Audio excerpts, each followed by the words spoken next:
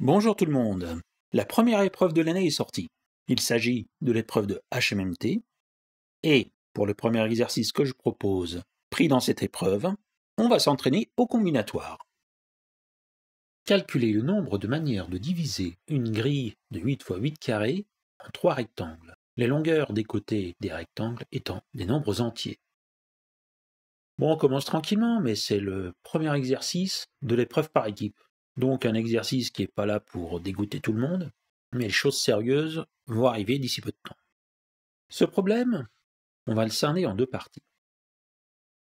On va avoir deux cas bien distincts qui vont apparaître, et le premier cas, que je résume dans cette figure, est la division de ce carré en 3 bandes verticales.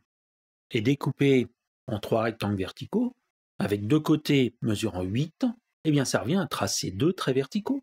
Et ces 2 traits verticaux, on a 7 places disponibles pour les tracer. Les 7 traits verticaux à l'intérieur de la grille. Du coup, ça nous fait combien de possibilités?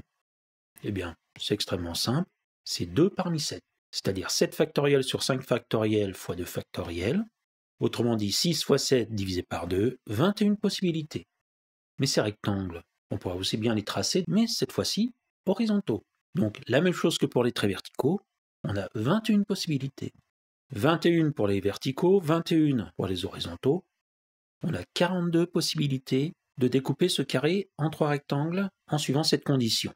L'autre cas possible, c'est, comme dans la figure, un rectangle vertical qui a comme côté vertical 8 carreaux de longueur, et on partage la partie à droite en 2 rectangles, mais cette fois-ci en divisant cette zone avec un trait horizontal. Du coup, ce trait vertical qui délimite à droite le rectangle vert, j'ai 7 positions possibles pour le placer. Et pour chacun des cas que je viens de citer, eh bien, donc à droite, on trace 2 rectangles. Et pour tracer ces 2 rectangles, on a 7 possibilités de placer le trait horizontal à l'intérieur de la grille. On a donc 7 x 7, 49 possibilités de tracer ces 3 rectangles. Et là, j'étudie le cas où le rectangle vertical est à gauche. Si on a le rectangle vertical qui est à droite, pareil, 49 possibilités, mais on peut faire tourner cette figure d'un quart de tour.